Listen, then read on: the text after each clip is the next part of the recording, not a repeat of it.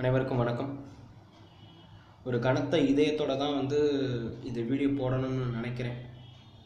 ஏன்னா இன்னைக்கு 24ஆம் தேதி. இப்போ மணி பார்த்தீங்க அப்படின்னா 4:30 மணி ஆறு நிலைமையில் இருக்குது. 4:30 ஆக போகுது.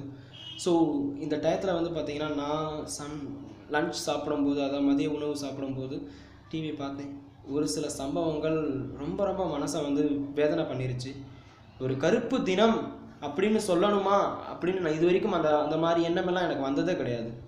கருப்பு தினம்னு சொல்ல வைக்கிற நிலைமைக்கு பண்ணிடுறாங்க. ரொம்ப ரொம்ப கஷ்டமான ஒரு சூழ்நிலை. இந்திய அரசியல் அமைப்பை நான் நடத்திக்கிட்டு இருக்கேன். நிறைய பேர் சொல்லியிருக்கீங்க, சார் நல்லா நடத்துகிறீங்க சார் இந்திய அரசியல் அமைப்பை அப்படின்னு. இன்றைக்கி கூட நான் நடத்த வேண்டிய டாபிக் என்ன அப்படின்னா இந்திய அரசியல் அமைப்பில் நம்மளுடைய சுதந்திர உரிமைகள், நல்லா பாருங்கள், சுதந்திர உரிமைகள் நடத்தணும் மனசு இருக்குது, ஆனால் வாயில் வர மாட்டேங்குது நண்பர்களே.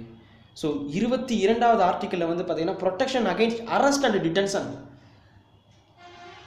அதாவது நம்ம இது 2 டைப்ஸ் இருக்குது. ஸோ இதெல்லாம் நான் உங்களுக்கு சொல்லணும் தான் இருந்தேன். ப்ரிவென்டிவ் டிடென்ஷனில் பார்த்தீங்கன்னா என்னென்ன லாலாம் பார்லிமெண்ட் கிரியேட் பண்ணியிருக்காங்கன்னா தடா பொடா பொட்டா ஆக்ட் சொல்லுவாங்க, மிசா சட்டம்.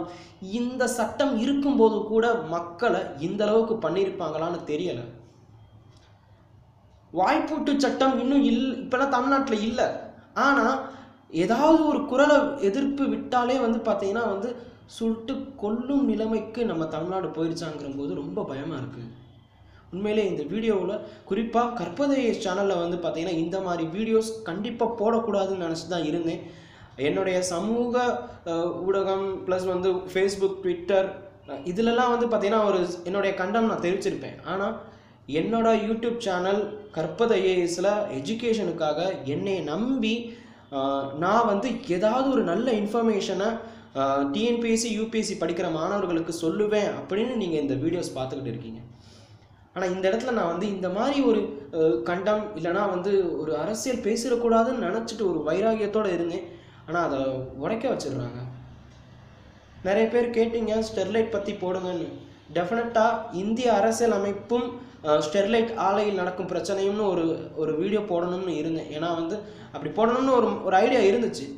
ஆனால் அந்த வீடியோ போட்டால் அரசியல் அமைப்பின் பேர் இருக்கிற உங்களுடைய நம்பிக்கை உடஞ்சிரும். ஏன்னா ஒரு மனுஷனை அரெஸ்ட் பண்ணவே கூடாதுங்கிறது தான் சொல்கிறாங்க. அரெஸ்ட் பண்ணிட்டா கண்டிப்பாக இன்ஃபார்ம் பண்ணணும் எதனால் அரெஸ்ட் பண்ணாங்கன்னு. ஆனால் இங்கே அரெஸ்ட் பண்ணவே இல்லை, சுட்டு கொல்றாங்க. எதுக்காக சுட்டு கொன்னாங்க? என்னோட வாழ்வாதாரம் ஆர்டிகிள் 21 சொல்லியிருப்பேன். சுத்தமான குடிநீர், பொல்யூஷன் ஃப்ரீ வாட்டர் அண்டு ஏர், காற்று ரெண்டுமே கொடுக்கணும்னு நான் உங்களுக்கு தான் கிளாஸ் எடுத்தேன். இதே போர்டில் நான் கிளாஸ் எடுத்தேன். ஆனால் அவங்க போராடினதே பார்த்தீங்கன்னா சுத்தமான காற்றுக்கும் அண்டர் கிரவுண்ட் வாட்டர், அதாவது நிலத்தடி நீர் மாசுபடாமல் இருக்கணும் அப்படிங்கிறதுக்காக தான். கடல் நீரும் மாசுபட்டுக்கிட்டு இருக்குது அந்த ஏரியாவில். மீன் வளம் எல்லாம் குறைஞ்சி போயிடுச்சு. மன்னார் வளைகுடா இருக்கிற ஏரியாங்க. அந்த இடத்துல இந்த மாதிரி எல்லாம் பண்ணால் ரொம்ப ரொம்ப வருத்தமாக இருக்குது. தமிழில் ஒரு வார்த்தை சொல்லுவாங்க, துக்கம் தொண்டையை அடைக்குதுண்டு. உண்மையிலே ரொம்ப கஷ்டமாக இருக்குது. இந்த அளவுக்கு எவ்வளவு கஷ்டம் இருந்தாலும் சொல்லுவேன், உன்னால் முடியும், திரும்பி வா, கண்டிப்பாக ஆண்டவன் இருக்கான் மேலேருந்து. ஏதோ ஒரு நல்ல சக்தி பார்த்துக்கிட்டு இருக்குது. ஆண்டவன் மேலே நம்பிக்கை இருக்கோ இல்லையோ, ஒரு சக்தி மேலே இருக்குங்கிறது மட்டும் உறுதி. அது ஏதோ நம்மளை பண்ணுது.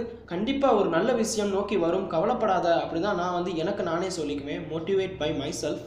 பட் இந்த இடத்துல பலி எண்ணிக்கை 13 அப்படின்னு சொன்னாங்க. ஆனால் ஒரு செய்தியில் பார்த்தீங்கன்னா பலி எண்ணிக்கை 13 அல்ல, 20 வரைக்கும் போகிறதுக்காகவும் வாய்ப்பு இருக்குது.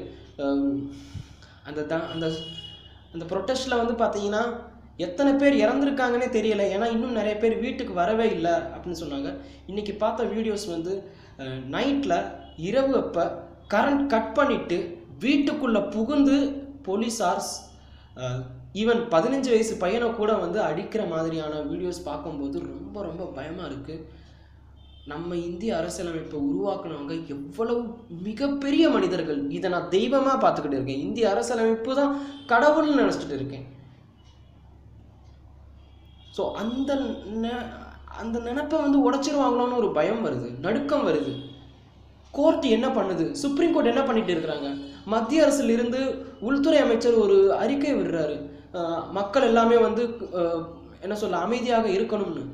மக்கள் தவறான வழியில யாருமே போகலையே, நல்லதாக தானே பண்ணியிருக்கேன். எனக்கு தெரியலை, நான் ரொம்ப சின்ன பையன், எனக்கு அவ்வளோவா விஷயம் தெரியுமான்னு கூட எனக்கு தெரியலை. ஏதாவது தப்பாக கூட பேசியிருக்கலாம், மன்னிச்சிருங்க. ரொம்ப கவலைனால தான் என்ன சொல்லனே தெரியலை. ப்ரிவென்டிவ் டிடென்ஷன் லா இருக்கும்போது கூட இந்த மாதிரி நடந்திருக்குமான்னு தெரியல. மிசா தடா பொட்டா இது எல்லாமே வந்து போயிருச்சு.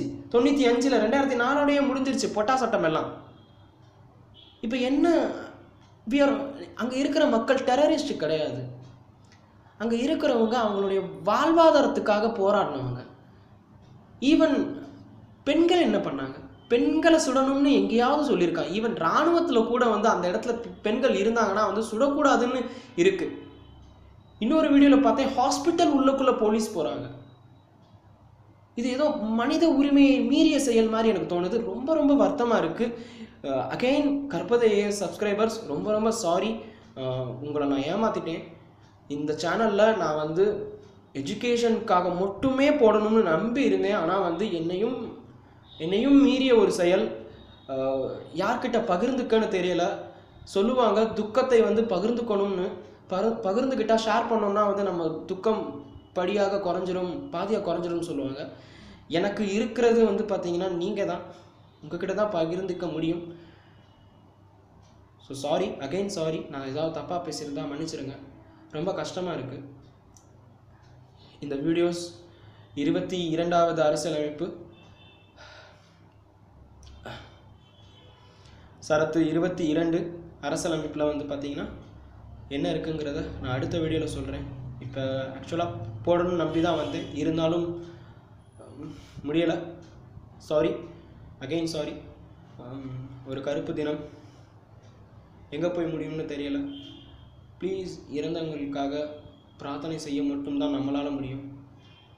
நம்மளால் வேறு ஏதாவது செய்ய முடியுமா என்ன, அப்படிங்கிற நிலைமைக்கு வந்துருமோன்னு தோணுது.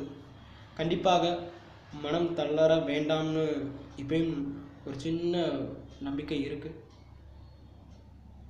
தேங்க்யூ, நன்றி சொல்லணுமான்னு தோணுது. இந்த இடத்துல நன்றி, இறைவன் காப்பாத்துனா அவனுக்கு நன்றி, நல்ல அரசு அமைந்தா மக்களுக்கு நன்றி, ஒரு நல்ல எக்ஸிக்யூட்டிவ் ஆஃபீஸர்ஸ், சிறந்த ஐபிஎஸ், சிறந்த ஐஏஎஸ் ஆஃபீஸர், மக்களுக்காக வரி பணத்தில் வாங்கிக்கிட்டு இருக்கிற அவங்க எல்லாத்துக்குமே தேங்க்யூ. தவறாக எதுவும் பேச விரும்பலை. Thank you so much. நல்லது நடக்கட்டும்.